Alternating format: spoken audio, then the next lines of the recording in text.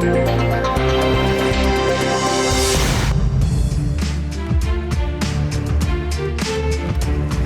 bersama kami di Metro TV Newsroom. Persepak bolaan Indonesia saat ini memiliki ketua umum yang baru, yaitu M. Iryawan, yang akan menjabat selama beberapa tahun ke depan. Kita menunggu apa saja gebrakan yang akan diambil oleh seorang ketua umum PSSI, Bapak M. Iryawan, sambil menunggu konfirmasi apa langkah-langkah strategis bagi persepak bolaan tanah air.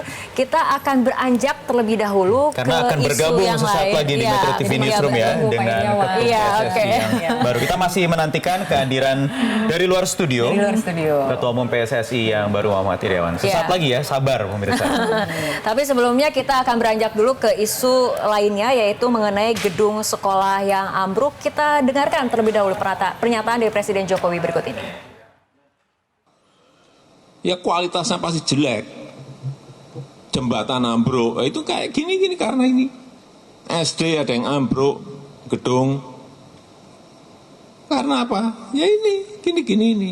Kerja cepet-cepetan, dan pas kerja, pas bulannya basah, bulan hujan. Nah sudah. Ya, berangkat dari pernyataan Jokowi tadi, rasanya alasannya kuat untuk kemudian memberikan nada tinggi mengenai ambruknya sekolah, karena ini dalam waktu berdekatan hanya kurang dari sekitar 5 hari ada 2 sekolah SD yang ambruk di Jawa Timur, bahkan di Pasuruan ini sampai menimbulkan korban jiwa. Ini artinya memang perhatian serius tidak hanya mengenai sistem, tapi infrastruktur dari gedung sekolah itu sendiri juga harus diperhatikan. Rara, itu fasilitas gedung sekolah kayak begitu itu kalau kita ke desa-desa, terutama kalau lihat ke Indonesia Timur itu banyak. Jadi kadang-kadang kita berpikir anggaran untuk pendidikan itu begitu besar, termasuk untuk membangun infrastrukturnya itu gedung sekolah. Tetapi hasilnya seperti itu. Dan itu gedung yang tidak bermutu, banyak yang mudah rubuh. Ini kasus di Pasuruan itu hanya satu di antara fenomena dari gunung es sebetulnya yang bisa memperlihatkan situasi yang lebih jelek. Dan yang kemudian jadi soal adalah kita mempertaruhkan kualitas SDM kita dengan kualitas kayak begitu. Semua teori mengatakan ada hubungan antara fasilitas sekolah dan kualitas pendidikannya. Jadi kemudian tiba-tiba kita berhadapan dengan situasi seperti ini. Nah, berbicara fasilitas, apabila kita lihat dari laporan kilasan kinerja 2018 Kemdikbud, dari sekitar 1, juta ruang kelas di seluruh Indonesia. 1 juta, berapa? 1,7 juta ruang kelas, 1,2 jutanya atau hampir 70% diantaranya tergolong rusak. Bener kan? Saya jadi ingat sejak dulu ibu saya itu sekolah PGRI zaman dulu, guru, tapi tidak menjadi guru sekarang. Setiap nonton berita kalau ada sekolah rusak itu nangis, Mbak. Apalagi sekarang ambruk dan menimbulkan korban jiwa, 1 tenaga pengajar, guru, pengganti kalau tidak salah, dan juga 1 siswa yang berusia masih 8 tahun. Iya, betul. Ya, nah kalau kita bicara mengenai anggaran untuk Beyond marah sepertinya melihatnya. Beyond marah jadi nangis begitu ya. Kalau lihat pernyataan Pak Jokowi tadi kan suaranya keras. Cuman kalau bisa ditiru sama anak yang bisa niru suara Jokowi itu kayak apa ya? Tetapi beberapa waktu lalu Menteri Keuangan Sri Mulyani bertanya, menurut saya itu pertanyaan yang cerdas dan substansial. Kita sudah mengeluarkan begitu banyak anggaran untuk pendidikan, tapi hasilnya apa? 20% dari APBN. Iya, 20% dari APBN. Iya, tapi kita kalau berharap untuk pada Nadiem kan? Pada Nadiem, betul. Itu untuk sistem. Tapi kalau untuk infrastrukturnya supaya lebih fair gitu, dari mulai tahun ini sebenarnya anggaran untuk infrastruktur pendidikan, mulai dari revitalisasi dan juga pembangunan itu sudah dialihkan, tidak lagi dialokasikan di Kementerian Pendidikan dan juga Kebudayaan. Sekarang sudah berubah ya, jadi Kemendiknas. Yang paling tidak enak itu adalah kita mempertontonkan sesuatu yang tidak mendidik di depan anak didik kita. Lihat bangunan yang begitu rusak, orang mestinya bicara, ini dulu seperti apa dibangun. Anak-anak yang sedang dididik akan memperlihatkan kualitas generasi sebelumnya yang memberikan contoh buruk. Dan itu akan dibawa di dalam otak anak-anak didik. Itu yang jadi masalah besar.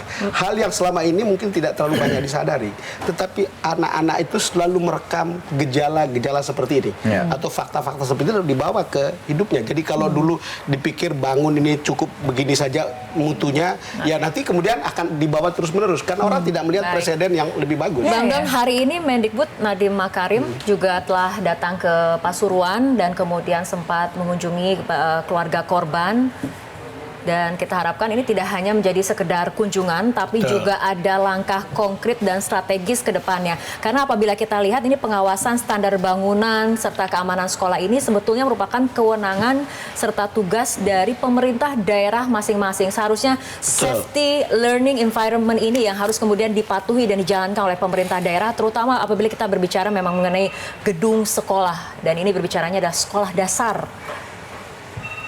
Ya, kita dulu sering dengar begitu ya, saya pernah ada seseorang yang mengajak saya untuk ikut ini beberapa belas tahun yang lalu, ikut proyek pengadaan bangku dan meja sekolah SD Impresma di dekat Jakarta, tapi dengan terus terang ini kita anggaran sekian, kita markup sekian. Iya, itu selalu menjadi masalah. Praktek yang nyata yang masih saya tidak tahu sekarang, tapi saya pernah mengalami secara tidak langsung ada ajakan seperti itu yang langsung saya tolak mentah-mentah. Bagaimana bisa tega Anda mengkorupsi uang untuk anak-anak didik anak-anak ini penyelidikan itu baru bangku sekolah, Bang. Ya. Kita penyelidikan tidak tahu mengenai SD Pasuruan ini sedang dilakukan oleh Polda Jatim. Bawa ke tingkat kriminal ya, pidana ya. Dan tadi sempat berbicara dengan Kabid Humas Polda Jatim, memang ada indikasi kelalaian, ada indikasi ke arah korupsi. Ini sudah ada 2 PPK yang diperiksa dari Disdik Pasuruan dan juga 2 kontraktor juga telah diperiksa. Ini tinggal menunggu waktu kapan kemudian polisi akan menaikkan ke tahap penyidikan dan menetapkan tersangkanya. Karena ini kabarnya juga bangunan baru belum lama. 2017 baru selesai. Bagian atapnya baru selesai dikerjakan tahun 2017. Bagian atap baru selesai 2 tahun lalu, kabarnya juga sudah ada renovasi ya. Setelah selesai renovasi 2017. Sudah ada renovasi setelah kurang dari 2 tahun. Kemudian ternyata ambruk sekarang. Hati orang-orang ini di mana ya?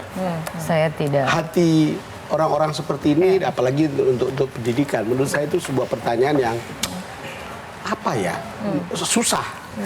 Dan mestinya kita harus berubah dari sisi itu. Oke.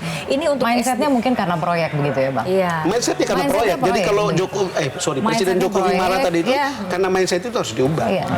Apabila kita lihat ke case sebelumnya, sebelum terjadi ambruk di Pasuruan, sebetulnya di Nganjuk juga ada sekolah yang ambruk. Tidak ada korban. Tapi tidak ada korban. Karena apa? Karena dari mulai awal tahun pihak sekolah sudah mengetahui bahwa bangunan ini lapuk dan sudah mengusulkan adanya renovasi, tapi kemudian tidak direspon. Bukan tidak berjalan, Bang.